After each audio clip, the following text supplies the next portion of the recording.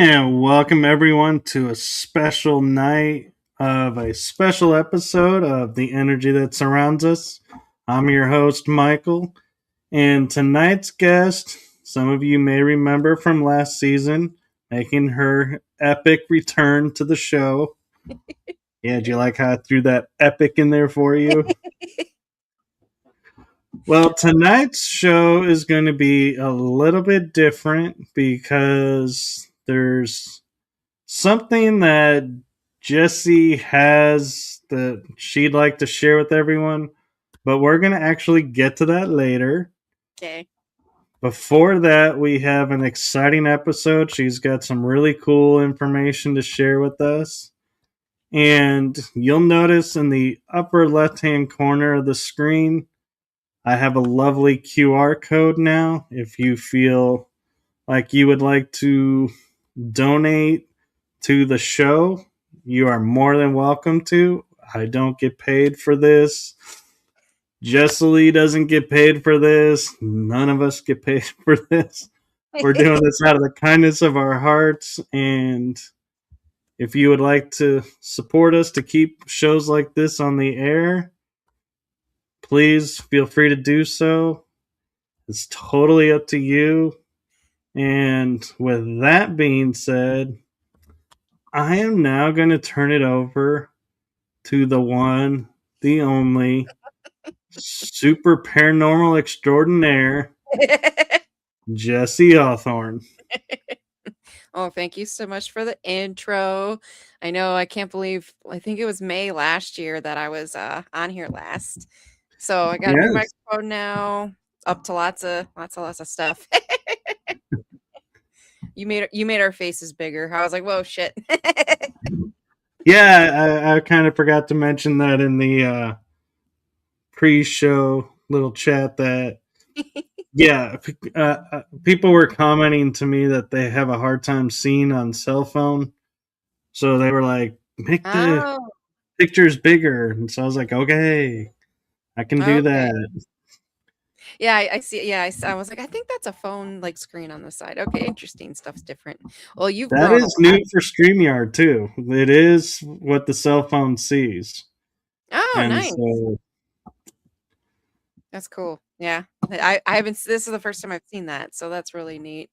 Uh so last night I was actually on one of my friends' shows, and it's not out yet, but it will be out, but I actually got to chit chat with Patty Negri. That was fun. So yeah, ooh, that was what I did last night, and I'm like, "Oh, and then I got tonight, so it's going to be fun." well, we'll try not to disappoint. Oh, you're good. It was my buddy had me, Patty, and then my friend Diet all on there, like all on the show, and it was funny because it was like about psychics. So obviously Patty was like, the most famous, and then Diet is second, and then I'm still just starting stuff and understanding stuff. So I was like the baby. So it was kind of Ah, cool. don't sell yourself short. It's like expert, intermediate, beginner level. That was really funny. Somebody, oh, okay. I've got the comments going on the side too, because I didn't do that last time, and since then, like I've learned a lot about StreamYard and everything. But let's see. So yeah, last time I was on, I was chit chatting about like how I grew up on the Indian burial ground and some of the experiences that I've had, and how the house has been like calling me back, which is it's still happening. I have an itch and I have to go there. I have a team now. I'm part of Spire Paranormal, which is SPIRE, and we do go investigate places. So if I do end up getting the permission from the owner to investigate the old property, I'd have my team, and then also my buddy Larry, who does a lot of film stuff. I'm going to invite him if he'd like to come with to film some stuff, because I'm very curious what we would get. Because when I was living there, I didn't think to investigate. I investigated graveyards. I didn't think to investigate my own, like where I lived, even though I should have, because that's where all the crazy shit happened, was on that property. Yeah, and I kind of, I'm curious too, as to see what would happen, being Mhm. screw up if, they would be like, hey, she's back, or be like, you left us, so we're not talking to you. I know, I'm, like, dying to know how it would be, if it would be as active as it was when I was growing up or not as active, because I still don't know, like, what's there. I just know the stuff I experienced, and I know a lot more now about the paranormal, and, like, all like, different types of investigations or investigative methods and stuff, so I wanna put everything that I've learned since I left there and to the test and go there and do, like, an Estes method or have different types of cameras and stuff and everything. That's what I would love to do. So that's hopefully in the future. I gotta talk with the owner about it, if he would be open to my team investigating the property since it's still derelict. Like, there's nobody's living there. The house isn't finished still, and from what he's told me, it's all due to, like, citations and permits and stuff.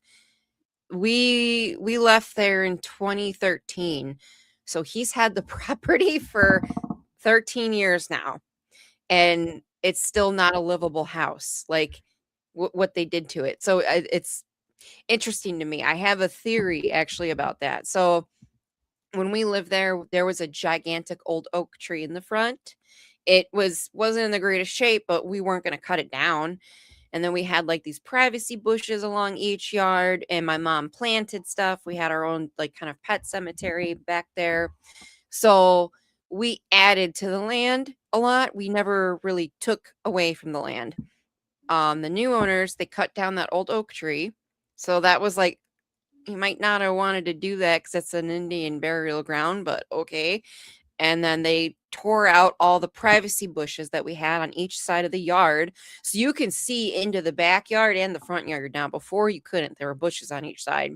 And then they also destroyed about a half an acre of the wooded area that was in the backyard. So, like, the creek all the way to the cornfield, all those trees are like, oh, like, gone. Um, Same with the pet cemetery, they disturbed that. They took out the 2 apple trees that we had out front, so I'm wondering if the land and the property is like, "Pfft, you're not gonna live here." And they're having supernatural reason, or, like, supernatural stuff's happening, and that's why they can't get these permits or the citations or whatever it is they need for, like, construction stuff to continue construction. That's my theory. I would love to go there and ask that. Oh, it makes sense to me, especially if they didn't ask permission, because Mhm. that's something people don't think about is, you know, there's more than one dimension or Yeah. reality in one space. So you mess with one, you mess with them all. Yeah, pretty much. I mean, like, in Ireland and England even, they have, like, well, you cut down this tree and you upset the fae or the elementals, so you need to plant a fruit tree or something, and as an apology, give them tobacco and cream or something. So out there, they kind of understand it. Here, not really. Like, the natives did, but, like, a lot of America doesn't or refuses to understand that there are other dimensions where we're not the only ones. We can only see 10% of the light spectrum. Like, there's a lot that we can't see, you know? Right. So I And found that so, interesting. yeah, and one thing I might point out is, you going back there, there's a third option you didn't mention, and that is more activity than when you were there. Right. The owner says that he gets growled at a lot, like, from the woods and stuff. Yeah. So I was like, "Okay, that happened to me too." And he goes, "Yeah, I don't really think much about it. I just growl back at whatever it is." And I'm like, "Okay, I didn't do that, but okay." Why not growl back, Something's growling at you, why Yeah. not growl back? Right. So yeah, I've no idea what's there. I'm very, very curious to find that out. So that's one of the updates that I have about the property. Like, some people have said you should just close that chapter, and, like, part of me is like, yeah, I want to do that, but I feel like I need to go there with no fear and try and figure out what's there and why all that stuff happened and everything. So like I'm still trying to get rid of the fear that I have because that place was a living hell for me growing up. So that's one thing I've been working on. Excuse Well, me. and it could also bring you a lot of closure. Yeah, that's another thing is it will bring me closure.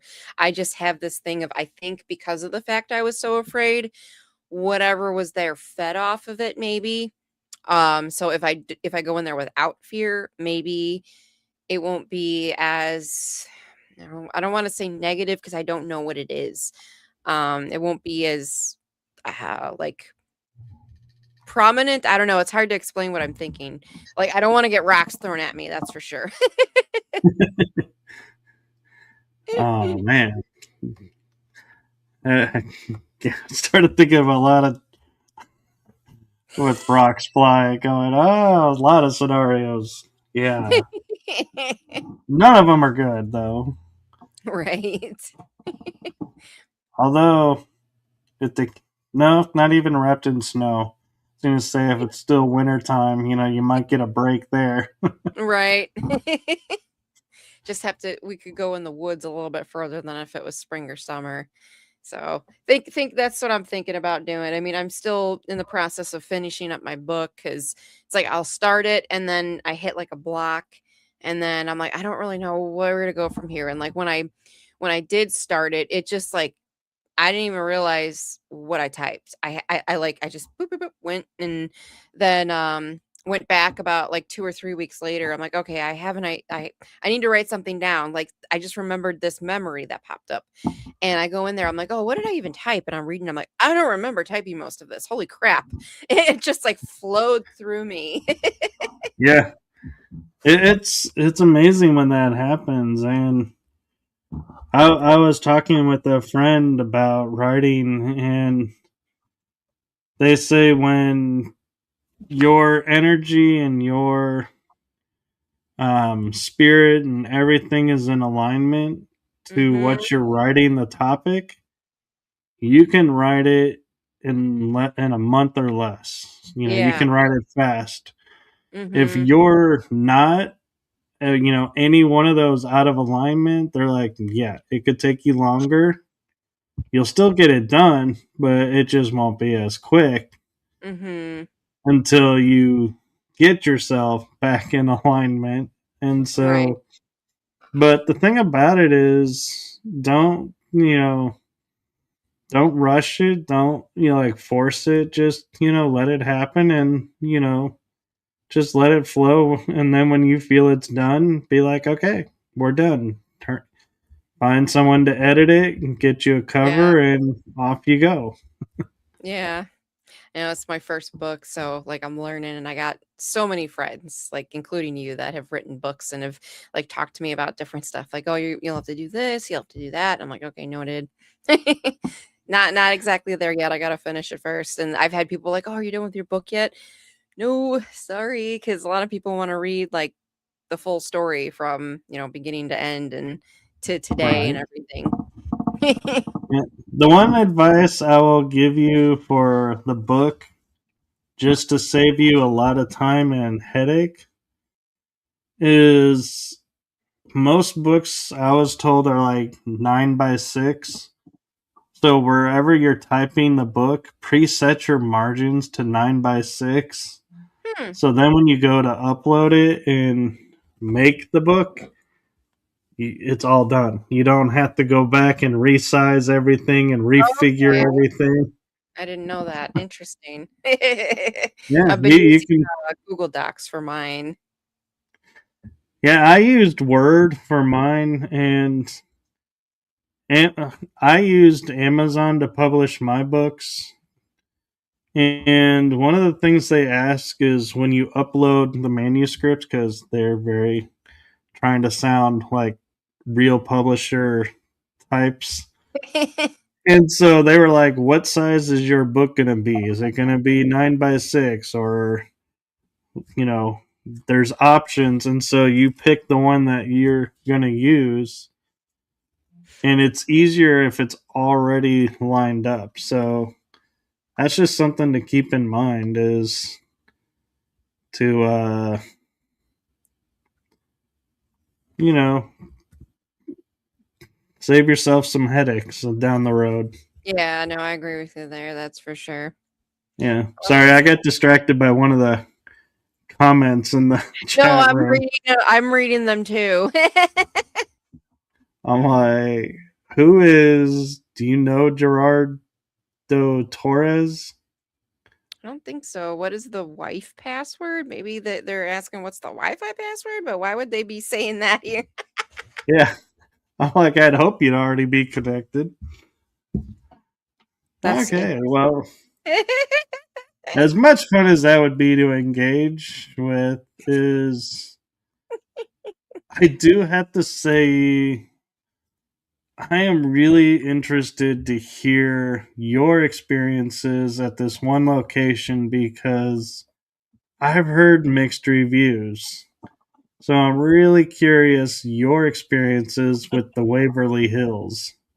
Okay. Yeah. So that was a trip and a half. It was so much fun. There was 15 people. I got invited by a friend of mine. And that's one thing that Steve and I have in common is we've always wanted to go there. Me, paranormal, him, kind of paranormal. He's not into it as much as I am, but he's always wanted to go there because of the history. So we were like, he's like, yeah, I'm coming with you. You're putting me in a suitcase. I don't care. I'm coming with you.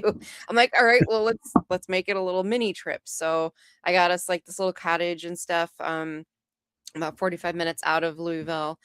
Um, so going to it in person, it is huge. Like I've seen it on TV, obviously everybody has, and I've heard people say that it's a big location, and yeah, when you get there, it's like it's gigantic. So that was definitely like a wow moment. And then so I went in there cold. That's what I've been doing a lot lately is I don't look up history. Like I know, little bits here and there just, cuz it's Waverly.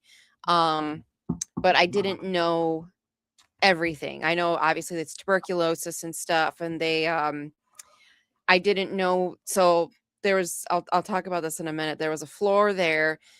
The only time I've ever felt this was at my old house. The most uncomfortable, like, I don't know, it's hard to describe. I wanna say negative, but I don't know if it's negative. It could just be all of the energy that's on that floor, but later on, I found out, like, it felt off, like, I could not stop crying, like, it was bad.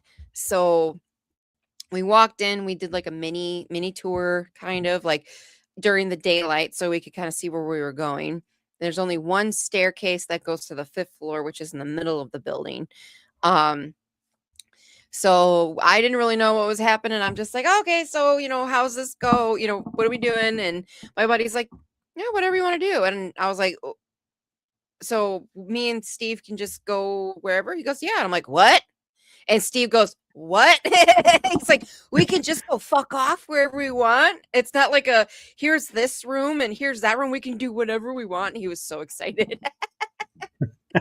So he's like, "All right, we're going to the roof right now. Let's go watch the sunset on the roof." And I'm like, "Okay." So that's where we went first. So we went up to the 5th floor and went to the one of the sides of the roof where you could actually see you can see like the hills and stuff. It's really, really pretty.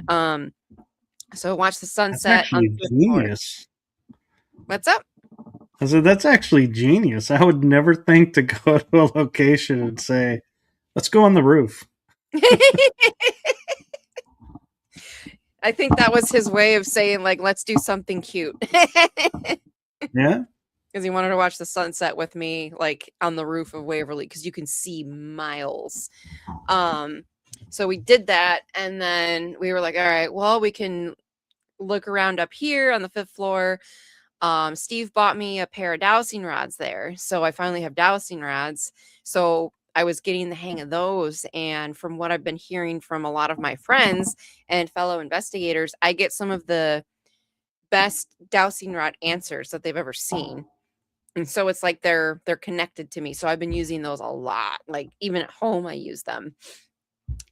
So where did we go after the roof? I think we went back. We checked out 502, which is um I didn't know this at the time. I felt a woman, and I felt she was in like some type of pain, and that she definitely died in that room. And it turns out, oh, there was a nurse that either A, homicide, or B, she killed herself. And that's still up in the air because nobody knows. Investigators have gotten both stories. And then I was also picking up like somebody being pushed off the roof. Like I was picking all of this up on the fifth floor, and I'm like, interesting. And then so we tried to connect with her, didn't really get much. And then we went down. Steve wanted to go to, was it the death shoot next? I can't remember which were. So I know when we went to the death shoot, we didn't get anything. I've heard how horrible that place is, like the body shoot. And I still have some back issues, but back in June when we went, like I was in a lot of pain. So I had pain patches on and everything. I'm like, oh, I'm not walking down this, because again, TV, you see it, you don't realize how steep it is until you are right next to it. It's like 45-degree angle. It's very steep. So I told him, I'm like, I'll go maybe halfway down. I'm not going all the way down. And he's like, oh, I will. I want to do it by myself. I'm like, okay. So he walked all the way down to the bottom. And I was like, he goes, babe, we should turn our flashlights off. And it echoed really loud. So I'm like, okay. So we turned our flashlights off, and he's down there giggling like an idiot. And then I heard it was raining and stuff. So I heard two wet footsteps behind me. So I was like, really? And I turned my flashlight on, and I look, of course, nobody's there. And I was like, okay, hi. Like, I don't feel anything negative. So, just please no touching. If you want to try to communicate, we can do that. Just don't touch me, please. And I kept hearing footsteps on the concrete around me. So I'm just like, I'm going to go back up. So I was like, babe, I'm going to go sit in the chair that's at the top of the chute. He's like, okay. So I sat there for a little bit while he walked up, and he was taking pictures and video and stuff. There's a video that he was going to try to take a picture. So like he, it was actually accidentally on like looking at him mode on his phone. And he goes, oh, God damn it. And then you hear like a scream in the background.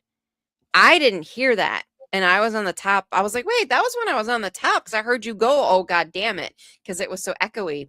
But yeah, you hear him go, oh, God damn it. And then you hear a scream on the video. I'm like, okay, that's interesting. So that was the body shoot.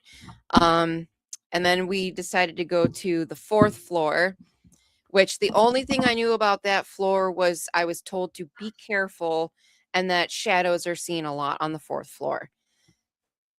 As soon like anytime we went past the door, I got a pit in my stomach. Like I haven't felt that way since the old house that I grew up in. And so we walked onto the floor, and then just I'm bawling my ass off, like tears going down my cheeks. I'm like crying hysterically. And I looked at Steve, and I'm like, here is a perfect example of my abilities, so you understand them. Do I have anything to be upset about? He goes, no, not that I'm aware of. And I'm like, why would I be crying like this? He goes, I don't know. And he's like all freaked out. And I was like, okay, I don't know what's here, but I'm feeling it. It's very, very strong. So I was like, I did what I usually do. Can you please back up? I can't function. Please back up a little bit. This is too strong right now. It still didn't go away. So I walked off the floor, and it went away. And I'm like, oh my God, like this is crazy how like strong the feeling was. I've never felt anything in any location like that before, to where it just brought me to my knees to tears. So I walked back on, started crying again, and then I walked to the outside where like there's the outside, like the porches and stuff where they had people laying. I can't think of the right word. I don't really want to say balcony, but I walked out off that way, and I was able to breathe. And I'm like, okay, so it's the hallway for some reason that's doing this to me. And like the best way to describe it is just like the most horrible, utter despair, like sorrow you've ever felt in your life, like times 100. It was horrible. And I was so uncomfortable on that floor. Like I was gripping Steve's hand so hard I thought I was gonna break it. And he's like, "We gotta walk to each side, babe. You know that's what I want to do." I'm like, I know.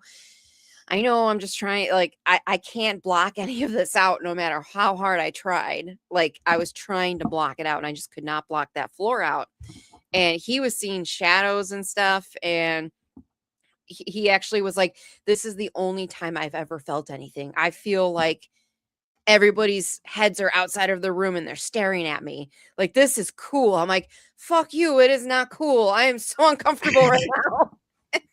But anytime we went past that floor, he literally would open the door and go stand in the hallway in the dark just so he could feel the paranormal, because he doesn't feel much like at all, and he's never really experienced anything, and he's like, "This is the only time I felt anything. This is so cool."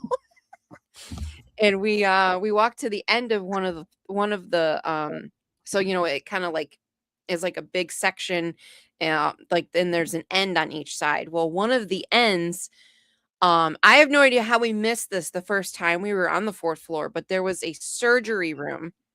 And again, I did no research. I didn't realize that, but when I was there, like I felt like a psych ward kind of too, like it like unstable. And it turns out that the fourth floor was the surgery floor as well as like the mental health floor. And I was like, "Oh, I didn't know that. That explains why the energy was so chaotic and so thick on that floor, because people were waiting to get their lungs taken out or their ribs broken or God knows what else they did for the tuberculosis." Um so that would explain like why there was such strong despair there, because people were like, "Oh, I'm gonna die," and they were on that floor. At least that's what I feel. So after the fourth floor, we went on the third floor or the second floor. I think it was the second floor. Um, no, it was the third floor. We went down one, and, when we got to that floor, I don't know what it was, but something was draining the shit out of me. Like, I was exhausted, like, I could barely walk. So, again, I asked it to please back off.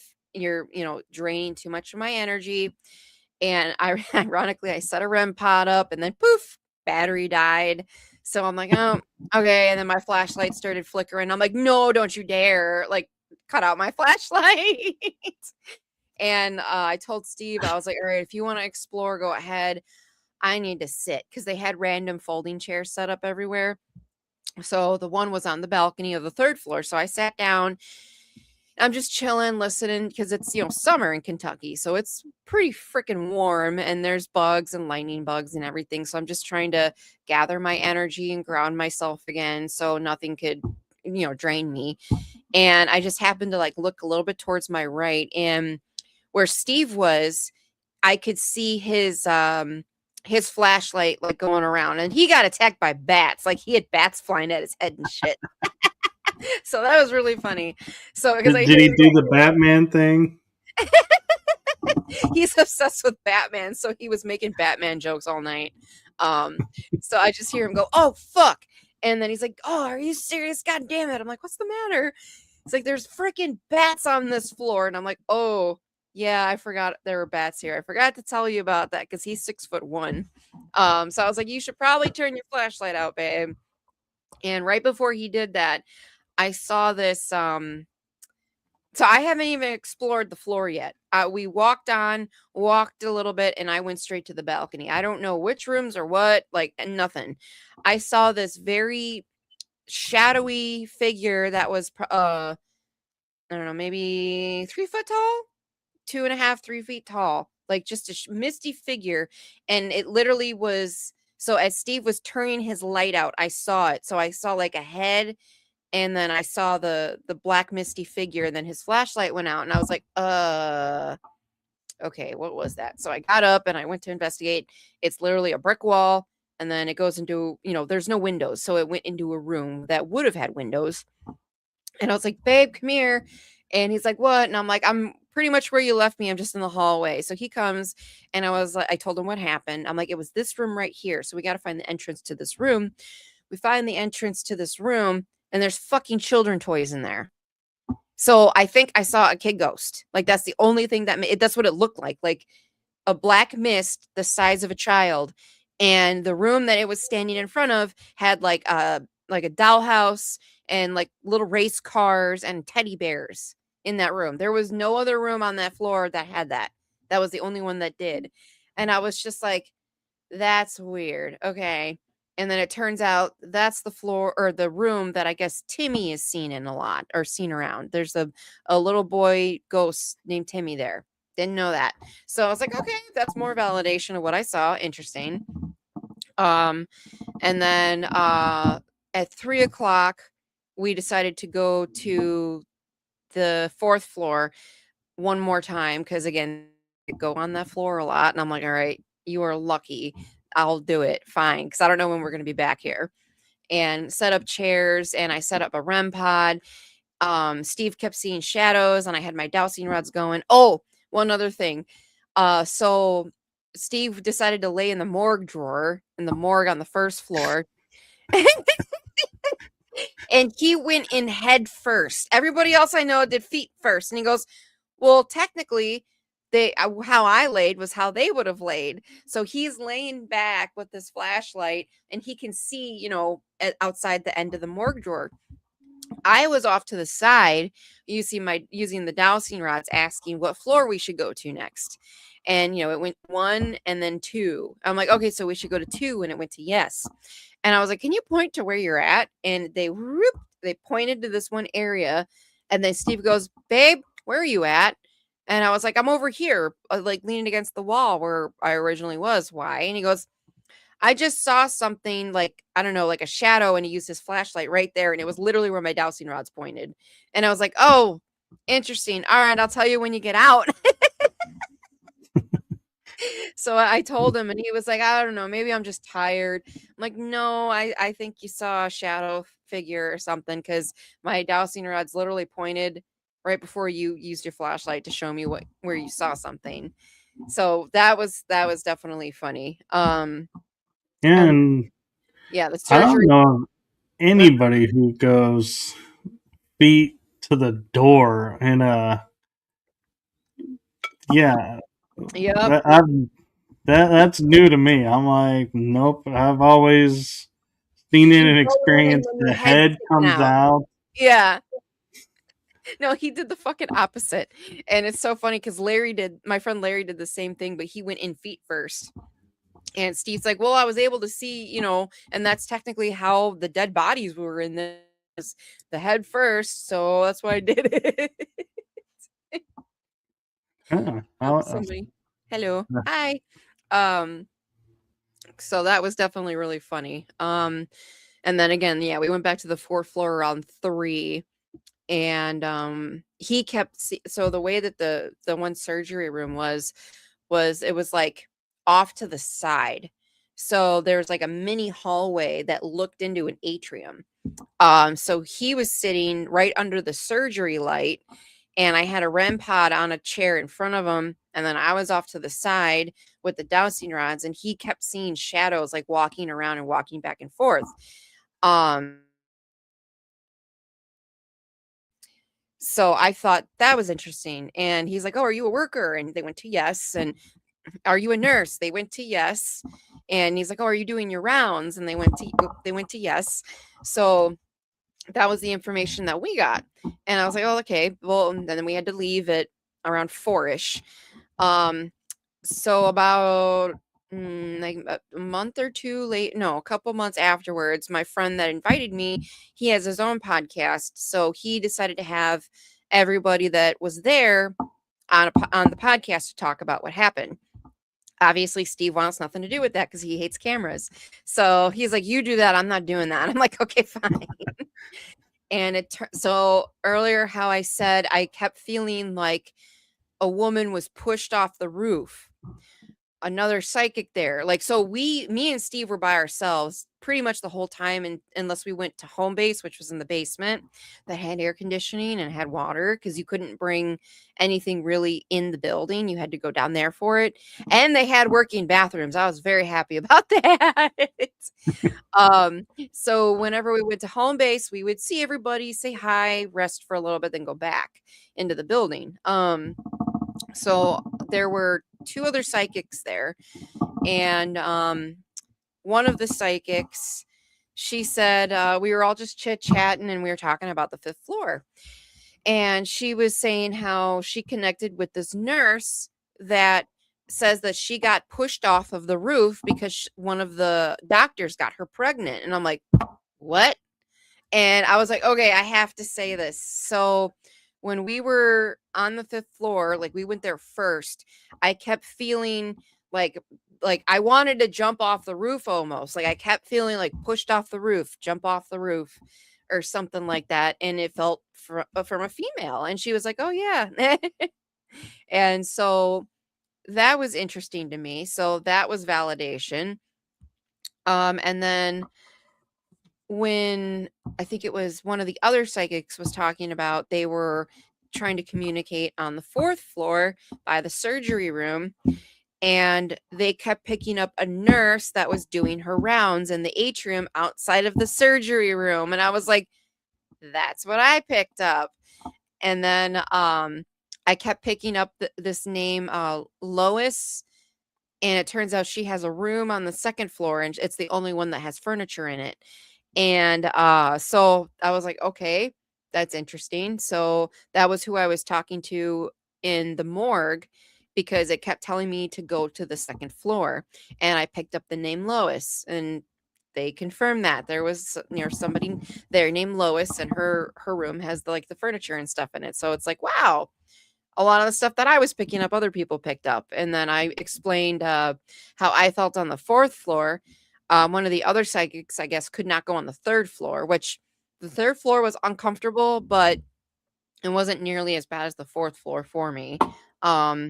But yeah, I make sure we don't have attachments. So I made sure we both rubbed our feet in black salt when we left. Um, I didn't get touched at all. Steve thinks he got touched when he was in the morgue drawer, like something touched his calf, and he saw a fuck ton of shadow figures. I didn't really see any shadow figures, but my eyesight sucks with my glasses. I need my contacts. But I was more of like, I could feel everything instead of like physically. Like I don't think we heard any. Yeah, we didn't hear any like loud bangs or voices or anything like that. Audibly, we did on the one video that he got by accident. And I don't know why I didn't think to video stuff, or really take that many pictures. They didn't really want pictures with flash though as well there, because that'll damage the building. So I'm trying to think. That's pretty much all the crazy parts about Waverly, and I've been rambling on a long time about that. I feel bad now. It's like 8:40.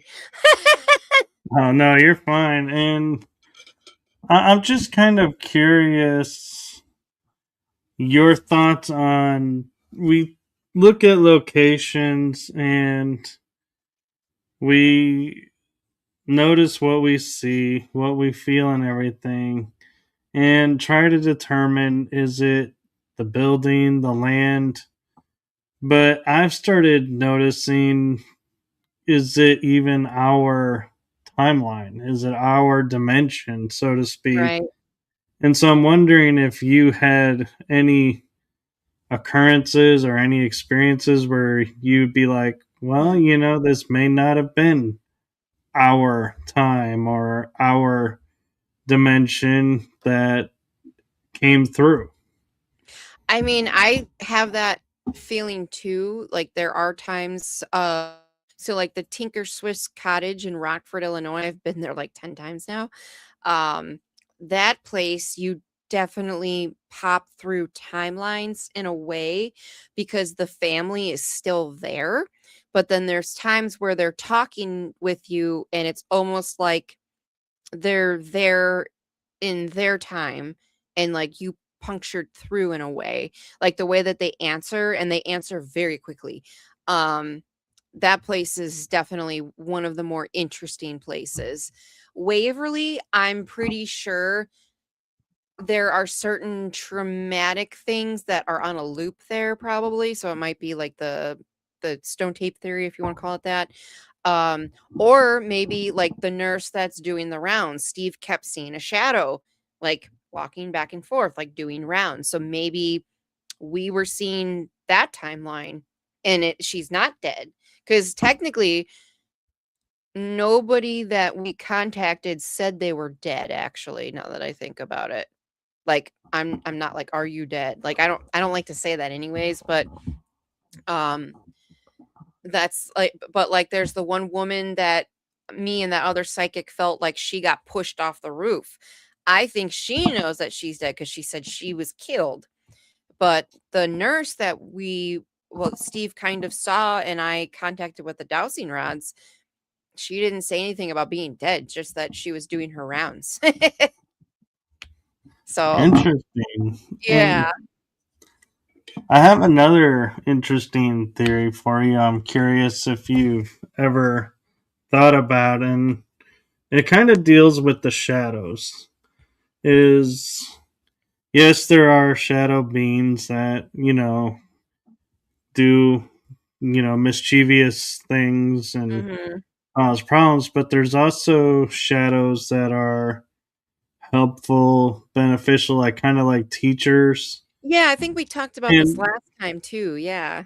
No, they're not yeah, all well, I've had a new conclusion to the theory come up, and Mhm. that is, I don't know where your stance on like extraterrestrials and Oh, I could talk about that all day. everything. And I was, I started thinking, how does our first contact work? Well, we study people and then we gather enough information and approach them. Well, what if shadow beings are ETs studying us to Mhm. make first contact? So I'm curious, with all the shadows that you both experienced, did you ever get a feeling like, hey, you may not actually be from around here? Maybe on my property, Waverly, I didn't really get that. I felt a lot of people and a lot of people emotions there instead of something unfamiliar. So I think Waverly definitely has its stamp in time, if you want to put it that way. What it was, what happened there. I didn't really feel any extraterrestrial presences, and I've been around them before because I do the CE5s and stuff, so the close encounters of the fifth kind. So I've been in the presence of extraterrestrial beings, and they have a different vibe, I guess, energy. Like one time, when I first started doing CE5s, my friend, he was in contact with like these orbs that floated around his house all the time. And I was telling him that was like, I was freezing. I couldn't get warm. And I just had the worst migraine for like 3 days now. And I don't know what it was. I was doing meditations and stuff. And he's like, "Oh, you've been getting downloads." And I'm like, "Oh, okay." And he's like, "Why don't you ask them to like ease up a little bit, because you can't function, because they never want to hurt you. They want you to have the information." And I'm like, "Okay." So I was like, "Could you please ease up a little bit? Like, I can't function. I've got a migraine. I haven't been eating or sleeping." And next thing I know, I felt like my whole body was goosebumps, and I felt this euphoric like love feeling. Like, I can't even explain it. The only other time I felt that was from touch, or not touching, 'cause you're not allowed to touch it, but from meditating with the Mitchell Hedges crystal skull, because I've been able to be in the presence of that like 4 different times. That's the only other time I had that euphoric-y, like, just loving warmth feeling. It's really like a hug from the universe. So that happened, and then my headache went away, and then I wasn't cold anymore. I was like toasty warm. Like, it literally felt like a warm hug around me. It was freaking weird. So that's why, like, the few times I know for a fact I've been around extraterrestrial stuff, it's that type of feeling. And um talking with Chris Bledsoe as well, he sees orbs all the time, every day. And I've done CE5s with him, and he, like, I explained that, and he goes, "Yeah, that's them. That's, that's the love that they have excuse me, the love that they have for us. So you felt that. That's how you can tell if you're in the presence of them and not our military." And I was like, "Oh, interesting. Okay." So, yeah, that's how I know what an ET would feel like, I guess.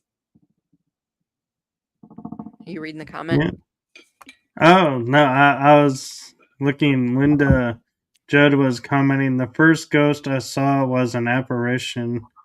I could still see his details, so I contacted some psychic medium as a go between to help me talk to him. Turns out he didn't know he was dead. Then I asked if he wanted help to cross over. He said yes, but let me say goodbye to friends. Hmm. Interesting. Yeah, and that's one thing that I find curious, and thank you for bringing that up, Linda, is we go to these locations and like Waverly, where there's a lot of imprinted trauma energy there, but yet you never hear of anyone saying they want to leave, they want to be freed. Mm-hmm. Why do you think that is? Why do you think they're so attached to being at that location and don't want to go anywhere else? Well, I haven't had that experience. Well, I mean, I was only there the one time, and none of us, well, I don't know if anybody else asked, but I didn't ask if they wanted to be freed. Um, well, Chris Fleming, when I go investigations with him, if certain spirits come through, he does ask that. At Tinker Swiss Cottage, we've had a couple, I guess you could call them walk-ins, spirits that just walked into Tinker Cottage and was like, "Hey, what's going on?" And they, like, this one spirit got murdered, and he had a lot of like, he wanted vengeance for his death and everything, and we pretty much we were like, "Well, you can't cross over if you want that. Like, you need to come to peace with that. It's horrible what happened to you." And we were actually able to cross that spirit over. Um, I think there's like an in between. Like, I think there's spirits that are still kind of in our realm, and then there's ones that have crossed over and they come back. Chris actually has the same thing. Like, "Oh, this spirit's already crossed over." But they're here looking out for somebody or for you, or um they're here helping other people or helping other spirits, but they've crossed over. So I think it depends, I guess, on the person. Some people at Waverly might, it might be a timeline and they're not ghosts, so they're not going to ask to, be let free. Or there's ones that might feel like they're stuck there, like maybe they don't even really realize what's going on, and they don't might not have the opportunity, like, who knows. Yeah, I just think it's kind of interesting because Yeah. all these places people go to, they're like, "Oh, we crossed this person or we helped this person," but you never really hear that from Waverly. Interesting.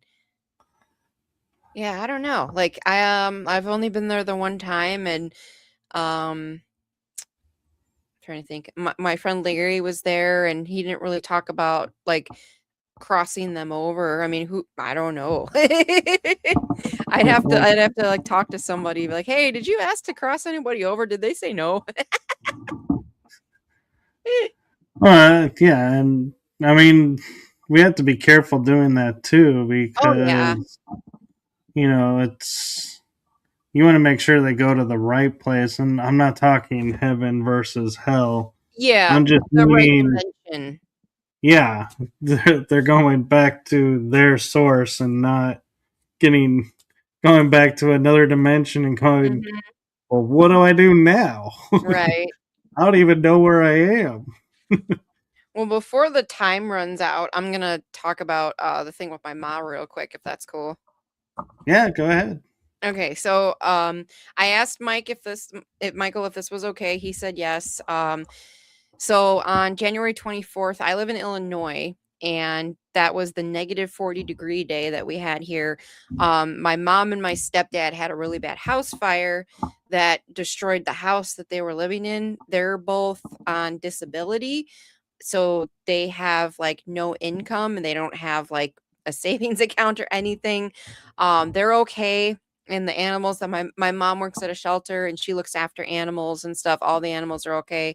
I gave Michael a link for the GoFundMe and I've got pictures and stuff of the, I guess you could say, disaster.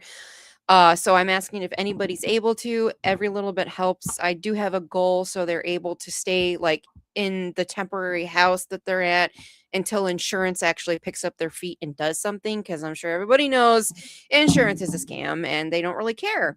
So the little bit that I've been able to get from friends and people I know has helped them get new clothes and food and stuff, because like anything cloth is gone like from the house. A lot of the appliances are going to be trashed from what I understand too from my mom. um and then I also have like Venmo. I've had people send me stuff via Venmo or Cash App or PayPal, because GoFundMe does take fees. I found that out. My Venmo is Jessiy H. So how I spell my name, JESSIYH. I believe that's my Cash App too. And then I think anything PayPal related, you might have to search for my name, or Zelle as well. If anybody wants to do that, you can find me on Facebook by Jessiy Hawthorne. I think I've got a picture of me playing a bass right now. I don't have the cool background right now. If you want to talk to me through Facebook, don't contact Michael. He's not my agent. So any help would be greatly appreciated. I do know a lot of people, and I wanted to try and help out some really caring people that pretty much have done nothing but good for their whole lives. Like my mom's one of the kindest person or people that I've ever met. All she does is volunteer and take care of animals, whether it be ones she helps outside that she finds, or she fosters animals to get them back into a healthy home. So any help would be appreciated. She actually told me, nobody knows about us, Jess. Nobody cares about us, so nobody's going to help us. So I'm trying to prove her wrong and say that they do matter, just like everybody matters. Everybody matters. Everybody has their own purpose and everything in life, and nobody should feel isolated and like they don't matter. So anything would be appreciated, and I appreciate it so much. So Jessiy Hawthorne on Facebook, if you want to message me and ask for any more information, and then he's got the GoFundMe link on the bottom of the screen. So thank you guys so much. I appreciate it. Yes, and make sure when you look up her name, because she and I had a lot of back and forth on this. It's spelled Jessiy. Yep. Oh God, I gotta be the weirdo. I can't help it. No, she's talking about me being an agent in full transparency, because I was like, yeah, people have a tendency to come to me to get a hold of my guests, and I'm like, with everything going on, I'm like, if you really want help, just put your information out there, and, Right. don't make me the middleman. And so that's where that little fun comes from. And Linda Judd is saying the spirits, those ghosts that crossed over and came back, are safer to be around because they relearned how to get energy from Earth. Yep. Ghosts take their energy from live beings. Yep. I agree with that. And then she says, learning self love is so important. No, Yes, it it is. is. It is. I learned that the hard way. So I do love myself, and some people like they don't understand how a lot of I mean, I'm sure everybody gets attacked, and there is, I think we talked about it before, the paranormal drama, and I don't let any of that crap bother me. I'm just like, just keep me out of it. I don't care. Like, I'm me. I like who I am as a person. You don't, I'm sorry you don't. That's not my problem. Yeah. I'm wondering too, with your home, that you grew up with. Mhm. You say the woods got chopped down, like half of it. I Bit, yeah. remember in our episode you were talking about there was a spot in the woods that you went to where you saw like a ritual taking place and then Oh, that was the left. cemetery that was a little bit down the road from my house. Um, Okay, because I was curious if that was part of the teardown and was like, no, ooh, so the area is I really don't like to look at it this way, but it seems there's history there that's very, very dark, and there's still people practicing very dark stuff, and I don't know, worship, if you wanna put it that way, for money and power, because that town that I grew up in is kind of run by a couple families. And if you don't have that last name, you get ostracized. I didn't have that last name, and these people have mansions and property and cars and horses and all of this. And one of the times that I did see a ritual going around, like, I don't know, in the field, because we were just driving around at nighttime, country, bored. Um, Me and two friends saw like fire. And like torches, I guess you could say, as well as like a kind of a bonfire. And then we saw robed figures around it. And we were like, what? Like this? No, that's TV. That's movie shit. That's not real. Like nobody does that. Like what the hell? And then because we were in a car, I'm sure they heard the car on the gravel. Three of them turned around and started walking towards us. And my friend that was, driving was like, fuck this. And he hit the gas. I was in the back seat and I flew back, and we were just driving around talking about it. Like, what was that? What did we accidentally like stumble into? To this day, I still don't know. And then there's the cemetery that's um literally the same distance. So from my house and my property, one way is where we saw the ritual, and the opposite direction is where the cemetery was that had the disturbed graves, as well as the pentagram that was made out of gravestones, and then like an altar made out of gravestones with candle wax on it. And that's where me and some friends went just to check it out. And all of us almost died within 2 weeks. I talked about that last time. right. So yeah, it's interesting to me how there were these we got a map, and we put like little pins on these points of where all this weird shit happened or stuff we saw, and it literally formed a pentagram, and my house was in the middle. So the Indian burial ground was in the middle, and then all the weird shit was little points outside of it. That was, oh god, when was that? That was like 2006 or 7, I think. So it was still it was when I was still living there with my mom. So that was definitely interesting finding that out. Yeah, and you mentioned now that you have Spire, and Yes. so tell us about it. So it's the team I'm a part of. My friend Ed Levin, he's the lead investigator.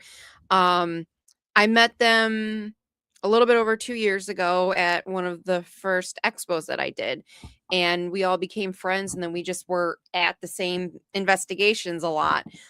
So I joined the team last year, and let's see, one of the actually there was an investigation this past Saturday. I unfortunately couldn't make it. My We had to put my fiance's cat to sleep on Saturday. Oh, So I'm sorry. yeah, thanks. So I wasn't gonna be a dick and be like, bye, I'm going on an investigation. So I was like, guys, I can't make it. And they're like, okay, we'll live later. So they do Facebook lives. And I joined, and I was picking up information through the freaking phone, which was cool. Like they were, going around in the basement, and there was this one tiny room that had a chair, and like I don't know, I got like tall angry man. So I was like, guys, there's like a tall angry man in there or something. And this was before they even like they didn't say anything. I just joined the live, and I'm giving them the information that I'm seeing, and then they went panned around and there was this dark corner. I'm like, I think there's a little girl back there.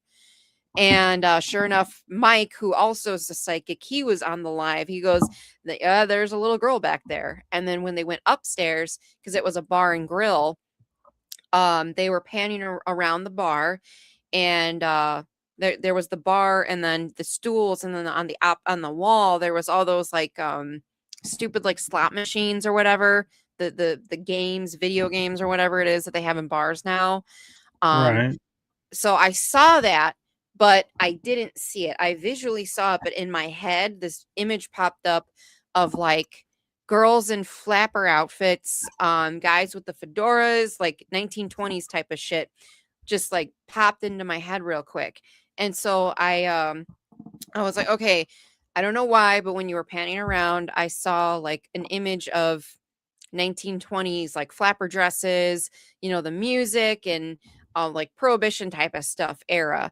And sure enough, that was accurate. That place was open then, so more than likely they were a part of all of that. So I was like, holy crap, that's cool. So I'm doing like the psychic shit like through live, which I haven't really been able to do that much. I had a one-on-one with Chris Fleming in early January, and so he was, well, for one, he was giving me shit. He's like, you don't need my help, Jess. Like, what the hell? I was like, I don't know. Like, I wanted to try. And he's like, no, you're good. You don't need my help. And he was telling me one of the things I should do is like set intentions and everything. Like, I want to communicate with positive beings. Whoever's here, please come and communicate with me. So I was itching for an investigation. So I was like, yay, I'm going on one. And then I couldn't go. So I was like, all right, I'll try the live. And that still worked. So I thought that was really cool. Yeah. We also investigated a different bar in December. They don't want their name out there, so I can't really say. So undisclosed location, and we got some cool evidence. We actually have so we had like apps going on the phone. I know a lot of people are skeptical about that, and I am too. But it was just interesting because we had static cameras set up and some of the apps going through speakers. And when we were going through the evidence, like Ed would ask a question like, oh, are you Johnny James or whatever? He would say, are you so and so? And then you hear yes as an EVP from the camera, and then the app said the same thing. That happened on 4 different occasions. I think another question was like, were you whacked? Because there was mob stuff that went on there, and it said we heard yes on the camera and then yes on one of the phone apps. So that was kind of interesting. I've never experienced that before where you get both. Usually it's just one, but you heard the whisper and then you heard the app say it. So that was really cool. So Yeah, it's kind of funny when you were talking about the first bar when you first started describing it. I heard a voice in my head go "speakeasy," and oh, then you cool. said, "Oh, that they were in during," and I was like, "Oh yeah, that's a Yep. speakeasy." That's interesting and that's cool. So yeah, it's Spire, SPIRE Paranormal. It's on Facebook. But we also do like home investigations and everything, like an actual paranormal team. The card actually says got ghosts, we can help. So it's fun being a part of a team.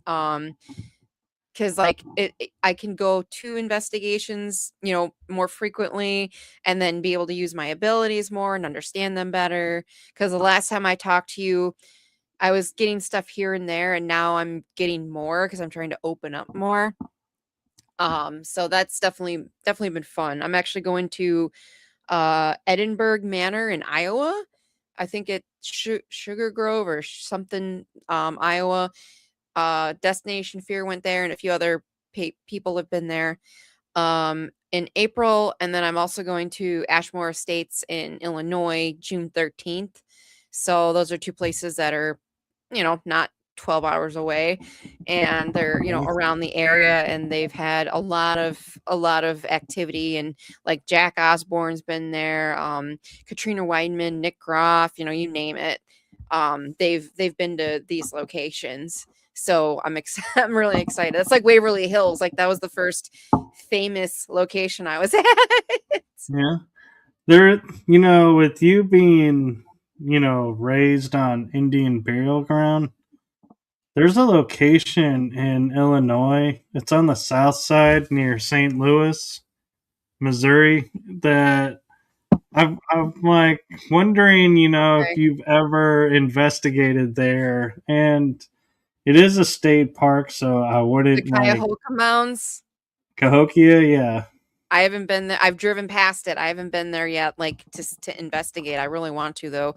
Um, when we go to Ashmore, actually, there's I think the biggest cemetery or the oldest cemetery in Illinois is in Decatur, which is technically on our way home from Ashmore. So Steve's dying to stop there. Like this past year, he wanted to go graveyarding a lot. So we went to Graceland Cemetery for the first time, which is a famous Chicago cemetery, and Rose Hill, which is another famous Chicago cemetery. So we went to both. And then we found out his aunt is actually buried at Graceland. So we actually listened to my dowsing rods on where her grave was because the information that he got was incorrect. We're like, well, it's supposed to be here and it's not. And I'm like, let me try the dowsing rod. So I pull them out and they were pointing to where we needed to go. So that was really neat.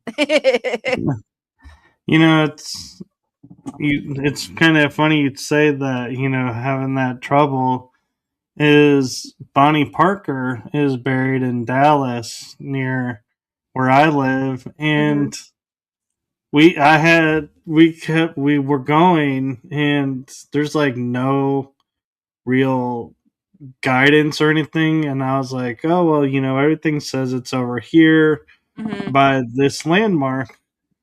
And I asked this one groundskeeper, and I was like, he goes, yeah. He gets in his truck and actually drives the cemetery, and I follow him to the location. He's like, it's right there.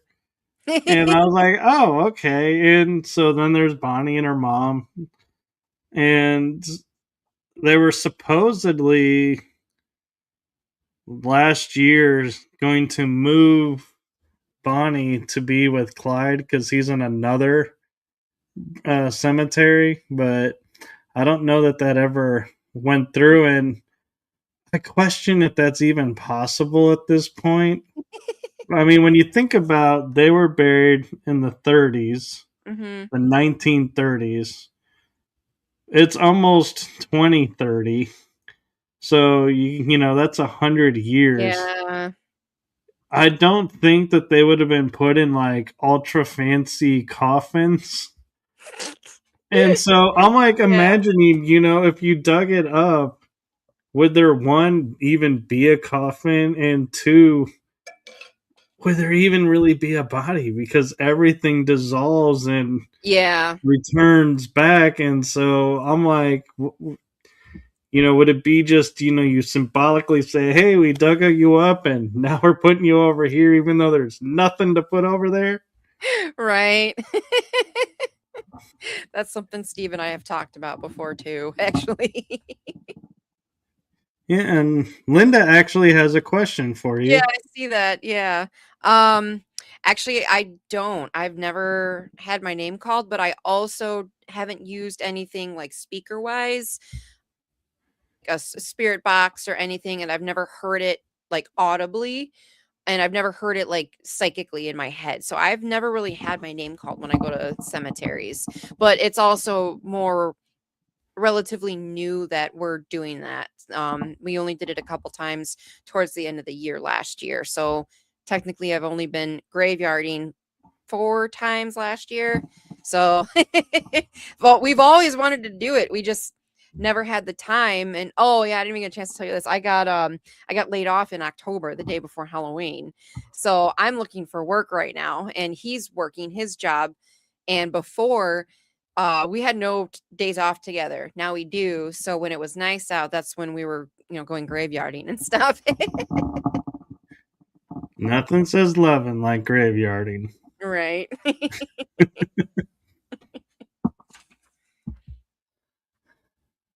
She says graveyards are technically different than cemeteries.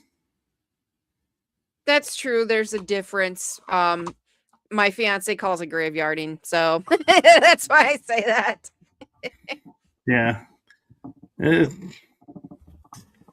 so Oh, one. any 111. 111. The live, it says 111. It's like an Oh, hour and 11 minutes. I was like, you threw me off because I was thinking, wait, what angel number 111? Where are we seeing that? But I'm kind of curious too with all that you do and everything. If you had the chance to go, places, what would be your bucket list? I've been asked that a lot recently. Like, if money wasn't involved and all that, where would you really want to go? Um, Honestly, when it comes to like history and haunted locations, probably like Scotland or Ireland. One of those, because they have like the castles and it's beautiful there. And I hear so much about it from like from Chris Fleming when we chit chat. He talks a lot about Yeah. that. I love Fae and believe in them, and they're very known in both of those countries, in Scotland and Ireland. So I'd love to come in contact with them. Oh yeah, you can't build a house in Ireland or Scotland without approval from the Fae. Yep. Yeah, very cool. So, do you have any advice or any message or anything that you want to share with the audience? Um, I mean, I've been up to a lot lately. I unfortunately don't have many expos this coming year. With no income, I haven't been able to like pay the vendor fees. But I am doing some investigations this year, and then I have the sound baths. I'm doing sound baths now around the area, so that's been fun. So one thing though that I've learned and noticed, when you are on the right path, the universe will make it really easy for you, or they'll give you signs. So the day that I got laid off, I was like, it was the day before Halloween, and I'm like freaking out. And I literally, I was on an investigation literally like 2 weeks prior, and with Chris Fleming, and he said he asked the spirits, how can Jessiy contact her spirit guides? Like, what should she do? Like especially to make sure she's talking to the right spirits. And they literally said, um, pray to your dad, because my dad passed when I was 10, and I was the past like month before that, I kept feeling like I need to talk to my dad. Like, I need to say, "Hey, dad," and talk to him. And so Chris said that, and I was like, "Holy crap. Okay. I've already been doing that. Noted." So when I got laid off, I'm walking out to my car and I literally said, "Dad, can you please show me signs that everything's going to be okay and that things are going like how they should be going? Can you show me angel numbers so I know that things are okay and that I'm headed down the right path?" I swear to God, every single day I see one to four, like 111, 222, 333, 444, especially like the time. Like, I've literally taken probably over 100 screenshots of my phone from looking at my phone just to see what time it is, and it's that time, and I take a screenshot. So that's like, when you know you're on the right path, and if you need guidance, ask. Say, can you please show me in this form so I understand? Because spirit guides could try to give you signs all damn day, and if it doesn't click with you, you're not going to get them.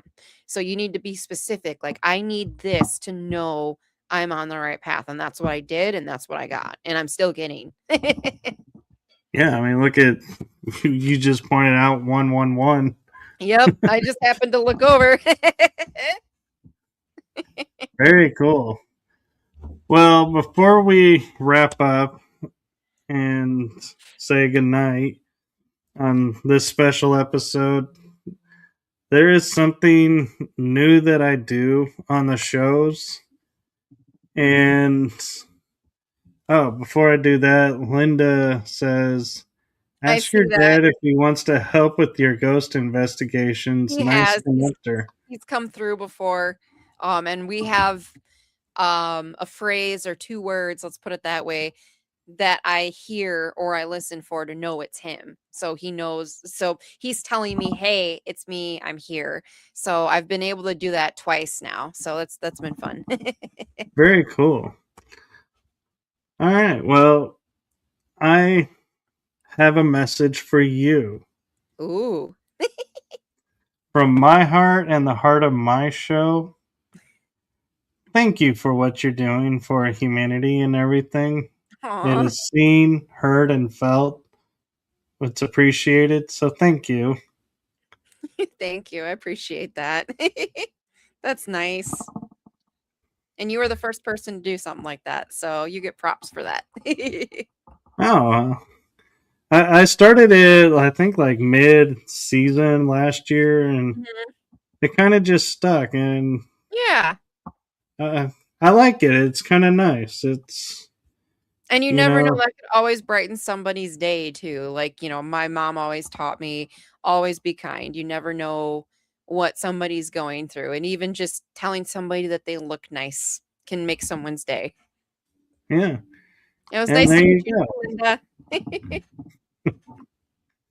Well, thank you. Thank you for sharing with us and updating us. And ironically, I'm going to say thank you for going to the episode to see what was we shared and what we wanted to share but didn't get to, so we could get to it tonight. So, and we managed to get to all of our topics tonight. Mhm. So, thank you for that. And Yeah, thank you for reaching out and asking to come back on again. And keeping in touch. So thank you for of that. course. Yeah, I'm always open to come back on and everything. I like to talk and I like to share experiences and show people that, it's okay. Nobody's alone in this and we're all together. And as long as we love each other, that's what matters. Exactly. Couldn't say it better myself. And with that, I think that's a good out point. And so we will say good night to everybody. Night, everybody. Tomorrow, sorry, tomorrow we have channeling with Starseed Lolo at 3 to 3:30. And then Lindsay Brooke is coming on tomorrow night for the regular episode time. So be sure to tune in for that. And with that, I'm going to say good night, blessings, hope to everyone. Good night. Night. Bye, everybody.